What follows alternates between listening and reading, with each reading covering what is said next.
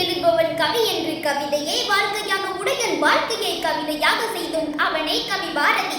அனைவருக்கும் என் அன்பின் வணக்கம். கவி பாடும் திறமையால் நம் அனைவரையும் கவர்ந்த பாரதியை பற்றி என் உள்ளத்தின் நாளத்தில் இருந்து ஒரு சில வார்த்தைகள் பேச வந்துள்ளேன். இந்திய சுதந்திர போராட்ட காலத்தில் கடல் தெரிக்கும் கவிதைகள் வாயிலாக மக்கள் மனதில் விடுதலை உணர்வை ஊட்டியவர். தாய்மொழியான தமிழ் மீது மிகுந்த பற்று கொண்ட இவர் யாம் அறிந்த மொழிகளிலே தமிழ் மொழி போல் இனிதாவது எங்கும் காண்போம் என்று பாடினார். அச்சமில்லை அச்சமில்லை அச்சம் என்பதில்லையே உச்சி மீது வானிடிந்து வீழுகின்ற போதிலும் அச்சமில்லை அச்சமில்லை அச்சம் என்பதில்லையே என்ற வரிகள் இவரது விடுதலை வேட்கையை வெளிப்படுத்துகின்றன.